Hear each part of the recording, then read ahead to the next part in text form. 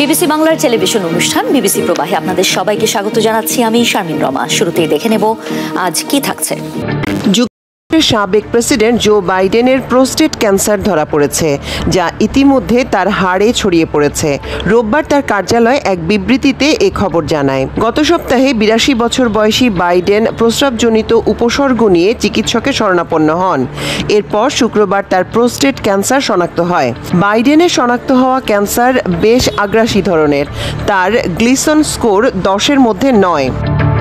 যুক্তরাজ্যের বৃহত্তম ক্যান্সার গবেষণা ও তহবিল সংস্থা ক্যান্সার রিসার্চ ইউকের মতে এ ধরনের ক্যান্সার উচ্চ গ্রেড হিসেবে বিবেচিত হয়।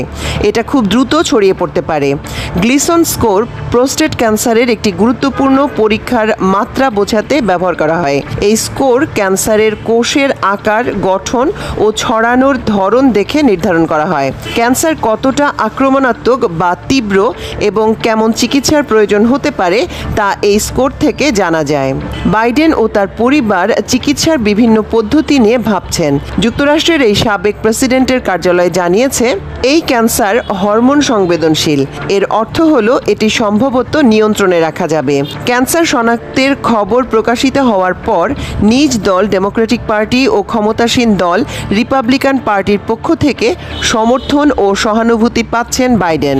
প্রেসিডেন্ট ডোনাল্ড ট্রাম্প নিজের মালিকানাধীন সামাজিক যোগাযোগ মাধ্যম ট্রুথ সোশ্যালে লিখেছেন, তিনি ও first lady Melania Trump Joe বাইডেনের সাম্প্রতিক রোগ নির্ণয় সংক্রান্ত খবর শুনে গভীরভাবে মর্মাহত। তিনি বলেন, আমরা জিল ও তার পরিবারকে আমাদের আন্তরিক শুভকামনা জানাচ্ছি। আমরা জোর দ্রুত আরোগ্য ও সুস্থতা কামনা করছি। ডেমোক্রেটিক পার্টির হাউস অফ রিপ্রেজেন্টেটিভসের সদস্য রো খান্না সামাজিক যোগাযোগ মাধ্যম এক্সে লিখেছেন, তিনি বাইডেন ও তার পরিবারের জন্য প্রার্থনা করছেন। তিনি বলেন, জো ও জিল সবসময় লড়েছেন। আমি নিশ্চিত সাহস ও মর্যাদা নিয়ে তারা এই চ্যালেঞ্জেরও মোকাবেলা করবেন। 1 বছরেরও সামান্য বেশি সময় আগে বয়স ও স্বাস্থ্যজনিত উদ্বেগের কারণে 2024 সালের মার্কিন প্রেসিডেন্ট নির্বাচন থেকে নাম প্রত্যাহার করতে বাধ্য হয়েছিলেন জো বাইডেন। যুক্তরাষ্ট্রের ইতিহাসে তিনিই সবচেয়ে প্রবীণ ব্যক্তি হিসেবে প্রেসিডেন্টের দায়িত্ব পালন করেছেন। ক্লিভল্যান্ড ক্লিনিকের তথ্যানুযায়ী পুরুষেরা ত্বকের ক্যান্সারে সবচেয়ে বেশি আক্রান্ত হন। এরপর তাদের মধ্যে প্রোস্টেট ক্যান্সারের হার সবচেয়ে বেশি। যুক্তরাষ্ট্রের রোগ নিয়ন্ত্রণ ও প্রতিরোধ কেন্দ্র সিডিসির মতে প্রতি 100 জন পুরুষের মধ্যে 13 জন জীবনের কোনো না কোনো সময় প্রোস্টেট ক্যান্সারে আক্রান্ত হবেন। সিডিসি বলছে, বয়স বাড়ার সঙ্গে সঙ্গে প্রোস্টেট ক্যান্সার হওয়ার ঝুঁকি বাড়ে। হোয়াইট হাউস ছাড়ার পর থেকে বাইডেন বেশিরভাগ সময় লোকচক্ষুর অন্তরালে ছিলেন। এরপর থেকে তিনি হাতে গোনা মাত্র কয়েকবার জনসম্মুখে এসেছেন। সাবেক এই মার্কিন প্রেসিডেন্ট এপ্রিল মাসে শিকাগোতে একটি সম্মেলনে প্রধান বক্তা হিসেবে বক্তৃতা দেন। যুক্তরাষ্ট্রের প্রতিবন্ধী অধিকার বিষয়ক গোষ্ঠী advocate councillors and representatives for the disable এই সম্মেলনের আয়োজন করেছিল। মে মাসে তিনি বিবিসিকে একটি সাক্ষাৎকার দেন। হোয়াইট হাউস ছেড়ে আসার পর এটি তার প্রথম সাক্ষাৎকার। তিনি এখানে স্বীকার করেন, 2024 সালে নির্বাচন থেকে নাম প্রত্যাহারের সিদ্ধান্ত তার জন্য কঠিন ছিল। মে মাসেই তিনি এবিসি টেলিভিশনের চ্যানেল দ্য ভিউ অনুষ্ঠানে অংশ নেন। সেখানে তাকে হোয়াইট হাউসের শেষ বছরে তার স্মৃতিশক্তি হ্রাস সংক্রান্ত বিষয়ে প্রশ্ন করা হয়। বিষয়টি অস্বীকার করে তিনি বলেন, এটি সমর্থন করার মতো কোনো প্রমাণ নেই। বাইডেন অনেক বছর ধরে ক্যান্সার গবেষণার পক্ষে প্রচার চালিয়ে আসছেন। 2022 সালে তিনি ও তার স্ত্রী জিল বাইডেন ক্যান্সার মুনশট উদ্যোগ পুনরায় শুরু করেন। 2047 সালের মধ্যে 40 লাখের বেশি ক্যান্সারের মৃত্যু প্রতিরোধে গবেষণা ত্বরান্বিত করাই এই উদ্যোগের লক্ষ্য। বাইডেনের বড় ছেলে বাউ বাইডেন 2015 সালে মস্তিষ্কের ক্যান্সারে আক্রান্ত হয়ে মারা যান। হত্যাচেষ্টার অভিযোগে মামলায় অভিনেত্রী নুসরাত ফারিয়াকে কারাগারে পাঠিয়েছে ঢাকার একটি আদালত। রোববার থাইল্যান্ডে যাওয়ার সময় ঢাকার শাহজালাল আন্তর্জাতিক বিমানবন্দর থেকে মিস ফারিয়াকে গ্রেফতার করা হয়। পরে সোমবার তাকে আদালতে উপস্থিত করা হলে আদালত তার জামিন নামঞ্জুর করে কারাগারে পাঠানোর নির্দেশ দেয়। 22 মে তার পরবর্তী জামিন শুনানির দিন ঠিক করা হয়েছে। নুসরাত ফারিয়ার বিরুদ্ধে মামলার তদন্ত চলমান থাকায় তাকে গ্রেফতার করা হয়েছে বলে সোমবার স্বরাষ্ট্র উপদেষ্টা জাহাঙ্গীর আলম এক সংবাদ সম্মেলনে মন্তব্য করেন। এখন তার নামে যদি কেস থাকে আপনি কি করবেন? ওনার এগেইনস্টে তো আমরা ইনভেস্টিগেশন তো শেষ হয় নাই। ইনভেস্টিগেশন শেষ হইলে এই অভিনেত্রীকে গ্রেফতারের ঘটনার সমালোচনা করে ফেসবুকে নিজের ভেরিফাইড পেজে পোস্ট করেছেন সংস্কৃতি বিষয়ক উপদেষ্টা মোস্তফা সরওয়ার ফারুকী। জুলাই গণঅভ্যুত্থানের সময় ভাটার থানায় দায়ের করা একটি হত্যাচেষ্টা মামলায় নুসরাত ফারিয়াকে আসামি করা হয়েছে। ওই মামলার 207 নম্বর আসামি হিসেবে তার বিরুদ্ধে অভিযোগ আনা হয়েছে। হত্যাচেষ্টার অভিযোগ এনে এবছরের 29 এপ্রিল এই মামলাটি করেন এনামুল হক নামের একজন ব্যক্তি। অভিযোগপত্রে বলা হয়েছে, আন্দোলনে অন্য অভিযুক্তদের ছোড়া গুলি বাদী এনামুল হকের ডান পায়ে লাগলে তিনি সাথে সাথে অজ্ঞান হয়ে রাস্তায় পড়ে যান।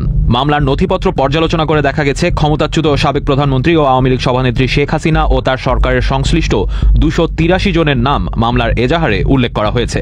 এছাড়া অজ্ঞাতনামা আরও 300-400 জনের বিরুদ্ধে ঢাকার সিএমএম আদালতে মামলাটি করেছেন মিস্টার হক।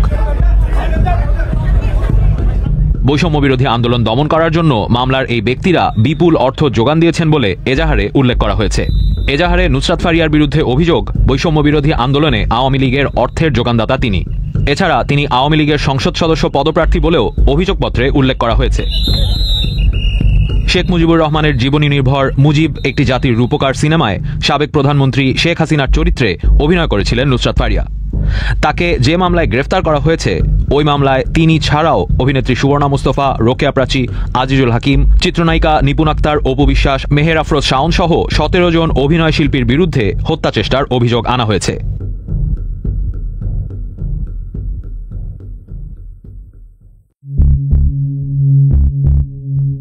বাংলাদেশের চট্টগ্রাম বন্দরের নিউ মুরিং কন্টেইনার টার্মিনাল বা এনসিটির ব্যবস্থাপনা বিদেশি কোম্পানিকে দেয়া হবে কিনা তার পক্ষে বিপক্ষে বিতর্ক জোরালো হয়ে উঠেছে। অনেকেই এই ধরনের সম্ভাব্য সিদ্ধান্তের বিরুদ্ধে সোচ্চার হয়েছেন, প্রতিবাদও করছেন। বাংলাদেশের অন্যতম প্রধান রাজনৈতিক দল বিএনপির ভারপ্রাপ্ত চেয়ারম্যান তারেক রহমানও সোমবার বেশ কড়া ভাষায় এই সিদ্ধান্তের নিন্দা জানিয়েছেন।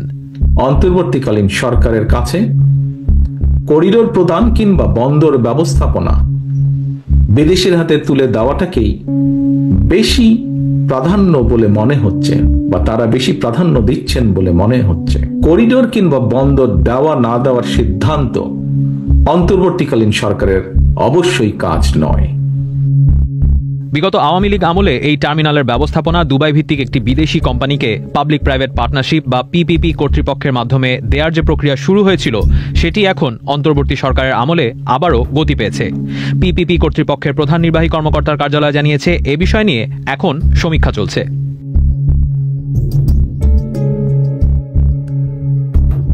সরকার বলছে, সব পক্ষের সাথে আলোচনা করেই এ বিষয়ে সিদ্ধান্ত নেওয়া হবে। বিদেশি কোম্পানিকে দায়িত্ব দেওয়া হলেও তাতে বন্দরের কারো চাকরি সংক্রান্ত সমস্যা হবে না বলে বলছে কর্তৃপক্ষ। এই টার্মিনাল নিয়ে আলোচনা বেশি হওয়ার মূল কারণ, এটি চট্টগ্রাম বন্দরের 4টি টার্মিনালের মধ্যে সবচেয়ে বড়। এটিতে একসাথে 4টি সমুদ্রগামী জাহাজ ভিড়তে পারে। আবার এর সাথে স্বয়ংক্রিয় ক্রেন থাকায় দ্রুতগতিতে কন্টেইনার ওঠানো ও নামানো যায়। অন্যদিকে বন্দরের হিসেবে গত বছরের লক্ষ্যমাত্রার চেয়ে 3 লাখ কন্টেইনার বেশি ওঠানামা হয়েছে এই টার্মিনালে।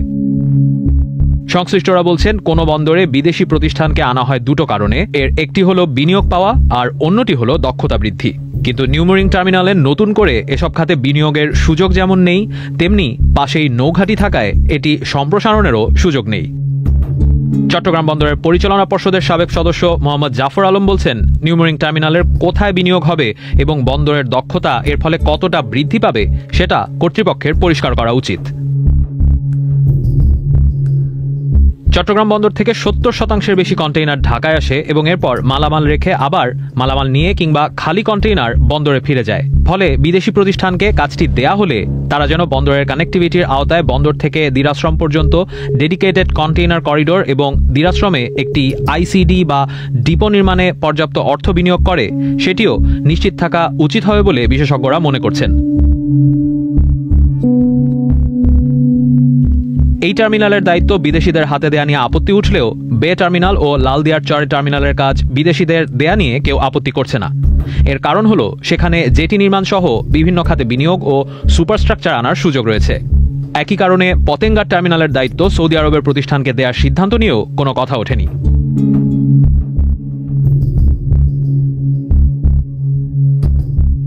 বিএনপির পাশাপাশি জামায়াতে ইসলামী ও আরও কিছু রাজনৈতিক দল এবং বিভিন্ন সংগঠনও বিদেশি প্রতিষ্ঠানকে টার্মিনাল ব্যবস্থাপনার দায়িত্ব দেওয়ার সিদ্ধান্তের সমালোচনা করেছে। চট্টগ্রাম বন্দরের শ্রমিক কর্মচারী ও অপারেটরদের অনেকেও বিদেশিদের হাতে নিউমোরিং না দেওয়ার দাবি করছেন। ঢাকা ও চট্টগ্রামে এই সিদ্ধান্তের প্রতিবাদে বিক্ষোভও হয়েছে। এই সিদ্ধান্তের প্রতিবাদে গত বৃহস্পতিবার ঢাকায় সমাবেশ করেছে বাম গণতান্ত্রিক জোট। ওই বিক্ষোভে তারা বলেছে, দেশের টাকায় সবকিছু করে এখন বিদেশিদের হাতে টার্মিনালটি তুলে দেওয়ার সিদ্ধান্ত রহস্যজনক ও চক্রান্তমূলক। বিভিন্ন রাজনৈতিক দলের যৌথ উদ্যোগে গঠিত দেশ বাঁচাও বন্দর বাঁচাও কমিটির সদস্য শাহাদাত হোসেন বিবিসি বাংলাকে বলছিলেন, এই সিদ্ধান্ত থেকে সরকার সরে না আসলে তারা শিগগিরই প্রতিবাদ কর্মসূচি ঘোষণা করবেন। বন্দরের জেটি পরিচালনাকারী বার্থ অপারেটর প্রতিষ্ঠানগুলোর সংগঠন berth operators, ship handling operators ও টার্মিনাল অপারেটর ওনার্স অ্যাসোসিয়েশনের সভাপতি ফজলে একরাম চৌধুরী বলছিলেন, এই সিদ্ধান্ত সব দিক দিয়ে লাভজনক কিনা তা যাচাই করেই সিদ্ধান্ত চূড়ান্ত করা উচিত সরকারের।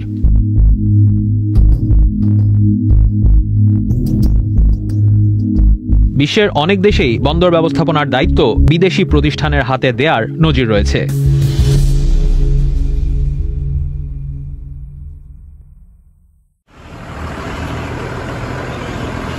ভারত বাংলাদেশ থেকে স্থলবন্দর দিয়ে তৈরি পোশাক, প্রক্রিয়াজাত খাবারসহ বেশ কিছু পণ্য রপ্তানিতে নিষেধাজ্ঞা আরোপ করেছে। শনিবার ভারতের বাণিজ্য মন্ত্রণালয়ের বৈদেশিক বাণিজ্য অধিদপ্তর এই ঘোষণা দেয়। এতে জানানো হয়, এখন থেকে কোনো স্থলবন্দর দিয়ে বাংলাদেশ থেকে তৈরি পোশাক, প্লাস্টিকের তৈরি জিনিসপত্র, ফলমূল, কোমল পানীয়, প্রক্রিয়াজাত খাবার ও আসবাবপত্র ভারতে রপ্তানি করতে পারবে না। তবে কলকাতা বন্দর ও নহবা সেবা বন্দর বা জওহরলাল নেহেরু বন্দর দিয়ে সব ধরনের পণ্য রপ্তানি করা যাবে। এখন বাংলাদেশ থেকে স্থলবন্দর দিয়ে ভারতে শুধুমাত্র মাছ, এলপিজি, পাথর ও ভোজ্য তেল রপ্তানি করা যাবে। এছাড়া যেসব পণ্য ভারত হয়ে নেপাল ও ভুটানে যায় সেগুলো এই নিষেধাজ্ঞার আওতায় পড়বে না। বাংলাদেশের অন্তর্বর্তী সরকারের বাণিজ্য উপদেষ্টা শেখ বশিরউদ্দিন জানান, তারা এখনো এই নিষেধাজ্ঞার বিষয়ে আনুষ্ঠানিক কোনো চিঠি পাননি। আমি এখনো রিপোর্টটা দেখিনি। গতকালকেই তো আপনারাও যেমন সোশ্যাল মিডিয়াতে দেখেছেন, আমিও সোশ্যাল মিডিয়াতে দেখেছি। সো আমরা এটা হয়তো আরো 2-1 দিন লাগবে আমাদেরকে পুরো জিনিসটা একটা স্থিতি নেওয়ার জন্য। আমি কিছু তথ্য চেয়েছি, সেই তথ্যগুলো হয়তো বা আজ না হলে কাল নাগাদ আমি পেয়ে যাবো। পেয়ে যাওয়ার পরে আমরা এই জিনিসগুলো সম্বন্ধে আরো ভালো জানতে পারবো। বাংলাদেশের ব্যবসায়ীরা বলছেন, স্থলপথ বাদ দিয়ে সমুদ্রপথে রপ্তানিতে তাদের সময় এবং খরচ দুটোই বাড়বে। বাংলাদেশ সরকারের বিভিন্ন তথ্য উপাত্ত থেকে জানা যায়, 2023-24 অর্থ বছরে বাংলাদেশ ভারতে রপ্তানি করেছে 156 কোটি মার্কিন ডলারের পণ্য। ভারত থেকে আমদানি করেছে 900 কোটি ডলারের পণ্য। ভারতের এই নিষেধাজ্ঞার সিদ্ধান্তে বাংলাদেশ উত্তর পূর্ব ভারতের আসাম, মেঘালয়, ত্রিপুরা ও মিজোরামে যে পণ্য রপ্তানি করত তার বড় একটি অংশ বাধাগ্রস্ত হবে। কিছুদিন আগে ভারত থেকে স্থলপথে সুতা আমদানিতে নিষেধাজ্ঞা দিয়েছিল বাংলাদেশ। এখন ভারত স্থলপথে পণ্য আমদানির এই নিষেধাজ্ঞা জারি করল। গত বছর বাংলাদেশের রাজনৈতিক পট পরিবর্তনের পর থেকেই ভারত বাংলাদেশের মধ্যে বিভিন্ন ক্ষেত্রে টানাপোড়েন চলছে।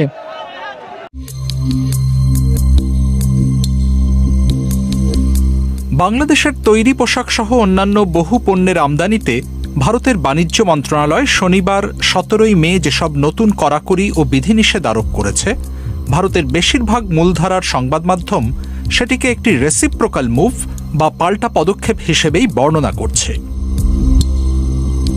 তাদের দাবি, সম্প্রতি ঢাকা ভারতের রপ্তানিতে যেসব অশুল্ক বাধা বা নন ট্যারিফ ব্যারিয়ার আরোপ করেছে তার জবাবেই দিল্লির এই সিদ্ধান্ত। ভারত নিজে থেকে যে এই সিদ্ধান্ত নিয়েছে এমনটা নয়।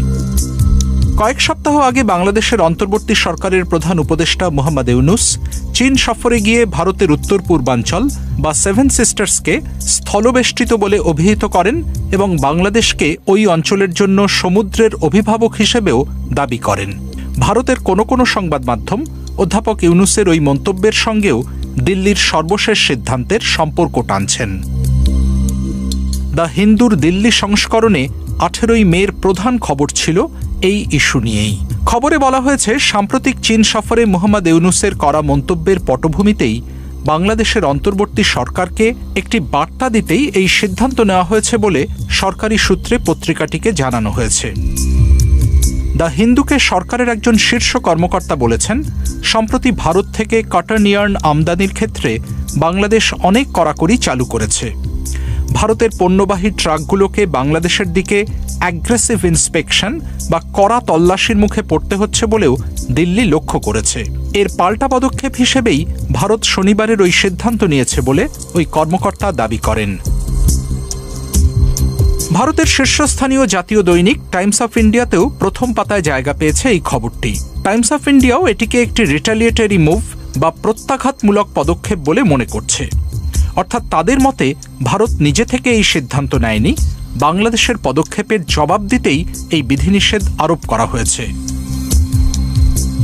ভারতের প্রথম সারির আরেকটি দৈনিক দ্য ইন্ডিয়ান এক্সপ্রেসও দিল্লির এই সিদ্ধান্তকে রেসিপ্রোকাল মুভ বলে বর্ণনা করেছে।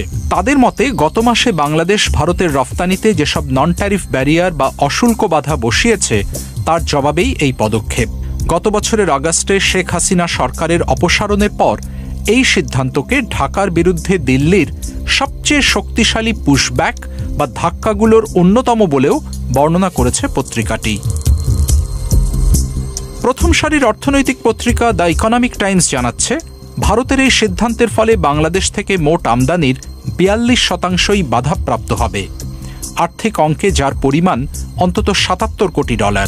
Trade research group, global trade research initiative বা জিটিআরআইকে উদ্ধৃত করে তারা এই পরিসংখ্যান দিচ্ছে। কলকাতা থেকে প্রকাশিত বাংলা দৈনিক আনন্দবাজার পত্রিকায় এই সংক্রান্ত খবরটিতে বলা হচ্ছে, ভারত সরকারের নির্দেশিকা মেনে এখন থেকে পোশাক, তেল, ফল বা সুতো এদেশে রপ্তানি করতে হলে বাংলাদেশের একমাত্র ভরসা হবে জলপথ। আনন্দবাজার আরও লিখেছে, হাসিনা সরকারের পতনের পর থেকেই বাংলাদেশের সঙ্গে ভারতের দ্বিপাক্ষিক সম্পর্কের টানাপোড়েন চলছে। খবরে বলা হচ্ছে, কিছুদিন আগে ইউনূস চীন সফরে গিয়েছিলেন। সেখান থেকে উত্তর পূর্ব ভারতের রাজ্যগুলো সম্পর্কে তিনি বিতর্কিত মন্তব্য করেছিলেন বলে অভিযোগ। চীনের সঙ্গে বাংলাদেশের ঘনিষ্ঠতা বৃদ্ধিও ভারতের নজর এড়ায়নি, বলছে আনন্দবাজার পত্রিকা। বাণিজ্যিক সম্পর্কের ক্ষেত্রে এইসব নিত্য নতুন কড়াকড়ি যে দুই দেশের মধ্যেকার কূটনৈতিক সম্পর্কের ক্রমশ অবনতিরই প্রতিফলন, তা নিয়েও ভারতের প্রধান খবরের কাগজ বা টিভি চ্যানেলগুলোর মধ্যে কোনো দ্বিমত নেই।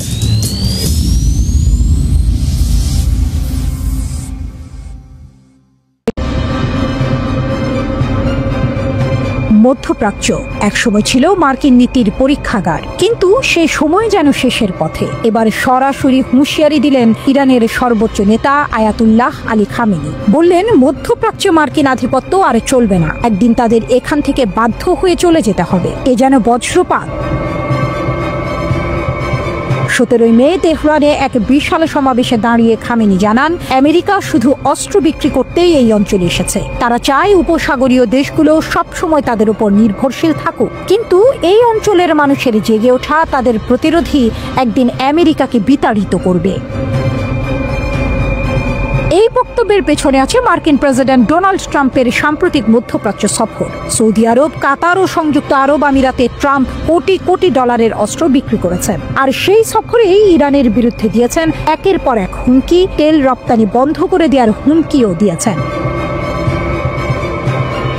কিন্তু খামেনির জবাব ছিল চরম ব্যঙ্গাত্মক। বললেন, ট্রাম্পের বক্তব্য এতটাই নিচু স্তরের যে সেগুলো আমেরিকান জাতির জন্য লজ্জার। এমন মন্তব্যের জবাব দেওয়ারও দরকার নেই। তার মতে ট্রাম্পের মুখে মধু আর অন্তরে বিষ। তবে এখানেই থেমে থাকেননি তিনি। খামেনি স্পষ্ট বলেন, গাজায় ইসরায়েলের যে সামরিক অভিযান চলছে সেখানে যুক্তরাষ্ট্রই আগুনে ঘি ঢালছে। ট্রাম্প মুখে বলেন শান্তির কথা, অথচ তার প্রশাসনই ইসরায়েলকে দিচ্ছে ভয়ঙ্কর বোমা, যা শিশুদেরও ছাড়ে না। তার ভাষায়, তারা যেখানে চায় সেখানে আগুন লাগায়, নিজেদের সশস্ত্র গোষ্ঠীগুলোকে দিয়ে গোটা অঞ্চলকে অস্থির করে তোলে। ইসরায়েলের ব্যাপারে তিনি ছিলেন আরো কঠোর। বললেন, এই অঞ্চলে যুদ্ধ আর অস্থিরতার মূল উৎস ইহুদিবাদী শাসন। এটি এক ভয়ঙ্কর ক্যান্সার, যাকে একদিন নিশ্চিহ্ন করতেই হবে। আরও এক মোড়, প্রেসিডেন্ট পেজেশকিয়ানের হুঙ্কার। ইরানের প্রেসিডেন্ট মাসুদ পেজেশকিয়ানও চুপ ছিলেন না। ট্রাম্পের শান্তির বার্তাকে তিনি সরাসরি বললেন ভণ্ডামি। বললেন, একদিকে শান্তির কথা বলেন, অন্যদিকে আমাদের ওপর চাপিয়ে দেন গণহত্যার উন্নত অস্ত্র। আমরা কোনটাকে বিশ্বাস করব? পেজেশকিয়ান আরো বলেন, ইরান আলোচনায় প্রস্তুত, কিন্তু হুমকির মুখে মাথা নত করবে না। আমরা যুদ্ধ চাই না, কিন্তু নিজেদের অধিকার থেকে এক চুলও সরব না। পারমাণবিক ইস্যুতেও দৃঢ় তেহরান। মার্কিন প্রেসিডেন্ট দাবি করেন তারা নাকি ইরানকে পারমাণবিক কর্মসূচি নিয়ে প্রস্তাব দিয়েছে, কিন্তু ইরানের পররাষ্ট্রমন্ত্রী আব্বাস আরাকচি স্পষ্ট বলেন, আমরা এমন কোনো প্রস্তাব পাইনি। তিনি জানান ইরান কখনোই শান্তিপূর্ণ ইউরেনিয়াম সমৃদ্ধকরণের অধিকার ছাড়বে না। আরাকচির অভিযোগ, আমেরিকা তাদের অবস্থান বারবার বদলায়, নতুন নতুন শর্ত আরোপ করে আলোচনা শুধু দীর্ঘায়িত করছে। এই মনোভাব একেবারেই অগ্রহণযোগ্য। শেষ কথা, এই অঞ্চল আর দাস থাকবে না। তেহরান থেকে স্পষ্ট বার্তা, এই অঞ্চল মুক্ত হবে। জনগণের প্রতিরোধ, রাজনৈতিক চেতনা এবং নতুন জাগরণের ঢেউ একসময় আমেরিকার দখলদারিত্ব ভাসিয়ে নিয়ে যাবে। মধ্যপ্রাচ্য আর আগের মতো থাকবে না। আমেরিকার আধিপত্যের সময় কি তবে ফুরিয়ে এসেছে?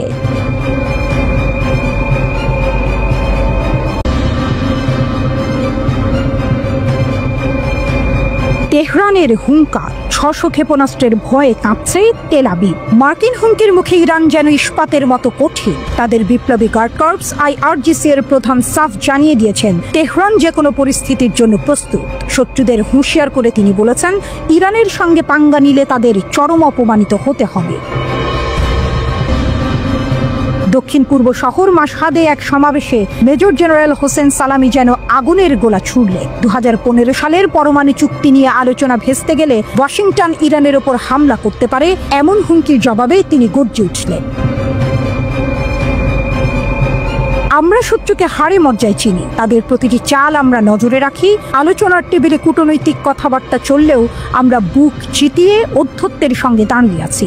সাহস করে যে ইরানের দিকে চোখ রাঙাবে তার অধ্যত্ব ভেঙে গুঁড়িয়ে দেব, হুঙ্কার ছাড়লেন সালামি। জেনারেলের দাবি, গত 1 বছরে ইরানের শক্তি বহুগুণ বেড়েছে, আর তাদের শত্রুরাও নাকি তা হাড়ে হাড়ে টের পাচ্ছে। শুধু তাই নয়, ইরান নাকি একাই 100। প্রতিরক্ষার জন্য তারা অন্য কারো ওপর ভরসা করে না। তবে হ্যাঁ, প্রয়োজনে প্রতিরোধের ফ্রন্ট ঐক্যবদ্ধভাবে দাঁত ভাঙা জবাব দেবে।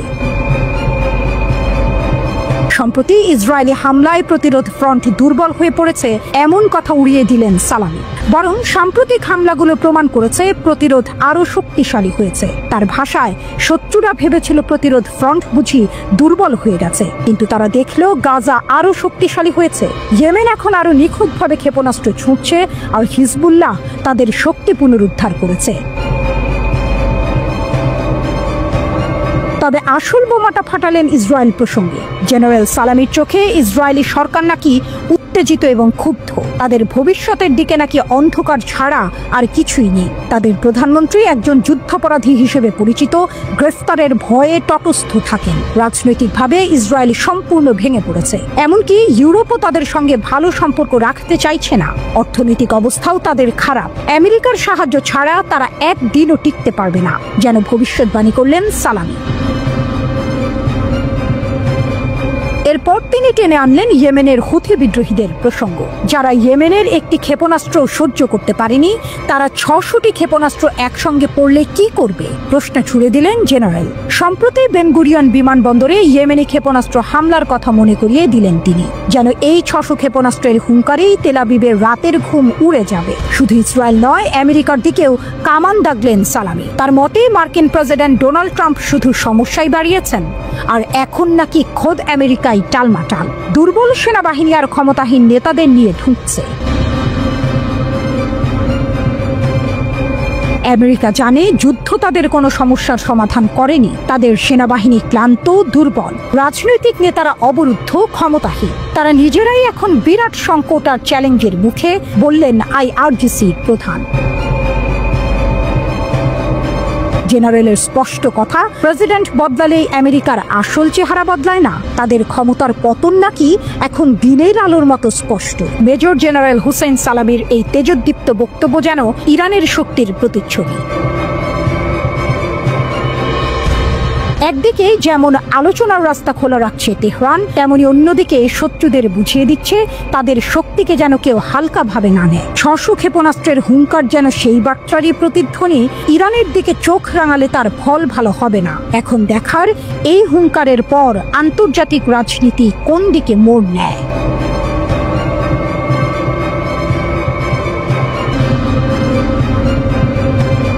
মরু ঝড়ে টাকার ঝলকানি, অস্ত্রের ঝনঝনানি। মরুভূমির বুকে তখন পড়ন্ত বিকেল, লালচে আভা ছুঁয়ে যাচ্ছিল রিয়াদের আকাশ।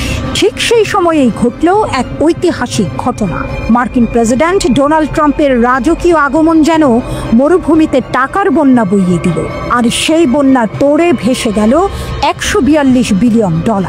হ্যাঁ, ঠিকই শুনেছেন, $14,200 কোটি বিশাল অস্ত্র চুক্তি। যুক্তরাষ্ট্র আর সৌদি আরবের মধ্যে বন্ধুত্বের হাত আরও শক্ত হলো, তবে সেই বন্ধনে কি মিশে রইল যুদ্ধের গন্ধ? মঙ্গলবার রিয়াদের সৌদি মার্কিন বিনিয়োগ ফোরাম সাক্ষী থাকল এক মেগা চুক্তির। যুবরাজ মোহাম্মদ বিন সালমানের পাশে দাঁড়িয়ে ট্রাম্প যেন ক্ষমতার নতুন সমীকরণ লিখলেন। শুধু অস্ত্র বিক্রি নয়, আরও $600 বিলিয়ন বিনিয়োগের প্রতিশ্রুতিও এলো সৌদি আরবের পক্ষ থেকে। যুবরাজ তো বলেই দিলেন আগামী কয়েক মাসে এই অঙ্ক $1 ট্রিলিয়ন পৌঁছতে পারে। ভাবুন একবার, কত টাকার খেলা। হোয়াইট হাউস এই চুক্তিকে বলছে ইতিহাসের সবচেয়ে বড় সামরিক সরঞ্জাম বিক্রির চুক্তি। 5টি বিশাল খাতে ভাগ করা হয়েছে এই কারবার। আকাশপথে শক্তি বাড়ানো, ক্ষেপণাস্ত্রের সুরক্ষা, নৌ আর উপকূলের নিরাপত্তা, সীমান্ত পাহারা আর স্থল বাহিনীকে অত্যাধুনিক করে তোলা। শুধু অস্ত্র বিক্রি করে ক্ষান্ত নয় আমেরিকা, সৌদি সেনাদের প্রশিক্ষণ আর তাদের সামরিক শিক্ষা প্রতিষ্ঠানের উন্নয়নের দায়িত্ব নিয়েছে তারা, যেন একেবারে হাতে ধরে শিখিয়ে পড়িয়ে যুদ্ধের জন্য তৈরি করবে তাদের বন্ধুদের। বাদ যায়নি কৃত্রিম বুদ্ধিমত্তা, গ্যাস টারবাইন আর উড়োজাহাজের মতো আধুনিক প্রযুক্তিও। চুক্তি সইয়ের পর ট্রাম্পের মুখে যেন মধু ঝরছিল। মোহাম্মদ বিন সালমানকে তিনি অসাধারণ একজন মানুষ বলে দিলেন, সৌদি আরবকে বললেন চমৎকার জায়গা, আর এখানকার মানুষদের আখ্যা দিলেন চমৎকার বলে। তবে এই মিষ্টি কথার আড়ালে যে কাঁটা লুকিয়ে, তা বুঝতে বাকি নেই কারো। এত বিপুল পরিমাণ অস্ত্রের ঝনঝনানি কি শান্তির বার্তা দেয়, নাকি মধ্যপ্রাচ্যের আকাশে আরো ঘন কালো মেঘের আনাগোনা? সৌদি আরব সফরের পর ট্রাম্পের কাতার আর সংযুক্ত আরব আমিরাত যাওয়ার কথা, তবে তার মধ্যপ্রাচ্য সফরে ব্রাত্য রাখা হয়েছে পুরনো বন্ধু ইসরায়েলকে। এই সিদ্ধান্তে ইতিমধ্যেই প্রশ্ন উঠতে শুরু করেছে, ট্রাম্পের চোখে এখন কার পাল্লা ভারী? তবে চমক এখানেই শেষ নয়। বৃহস্পতিবার তুরস্ক যাওয়ার আগ্রহ দেখিয়েছেন ট্রাম্প। তার নাকি ইচ্ছে ইউক্রেন যুদ্ধ থামাতে ইস্তাম্বুলে রাশিয়া আর ইউক্রেনের বৈঠকে মধ্যস্থতা করবেন। জানুয়ারিতে ক্ষমতায় বসার পর থেকেই নাকি তিনি এই যুদ্ধ থামানোর জন্য মরিয়া। তবে কি অস্ত্রের ব্যবসার পাশাপাশি শান্তির দূত হতে চাইছেন ট্রাম্প? এই টুইস্ট কিন্তু বেশ ইন্টারেস্টিং। তবে মধ্যপ্রাচ্য সফরে ইরানের পারমাণবিক প্রকল্প নিয়ে যে আলোচনা হবে, সে কথা ট্রাম্প আগেই জানিয়ে দিয়েছেন। কিছুদিন আগেই ওমানের মাস্কাটে আমেরিকা আর ইরানের প্রতিনিধিদের মধ্যে এ নিয়ে বৈঠকও হয়েছে। আর ট্রাম্পের হুঁশিয়ারি, কূটনৈতিক পথে সমাধান না হলে সামরিক পদক্ষেপ নিতেও নাকি তিনি পিছপা হবেন না। একদিকে এত বিশাল অস্ত্রের চুক্তি, অন্যদিকে যুদ্ধের হুঙ্কার। মধ্যপ্রাচ্যের পরিস্থিতি যেন এক আগ্নেয়গিরির উপর দাঁড়িয়ে।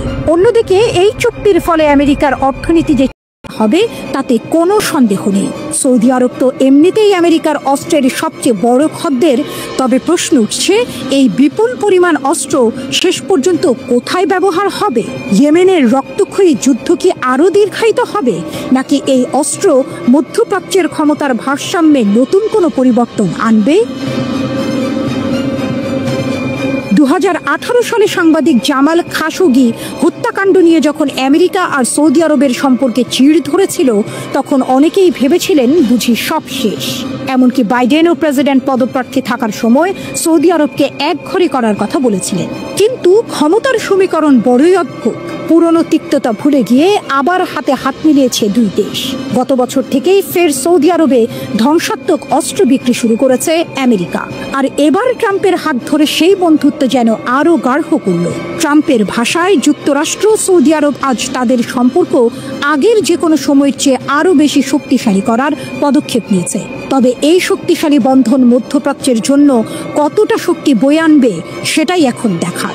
গাজাবাসীর ভবিষ্যৎ নিয়েও ট্রাম্প কথা বলেছেন বটে।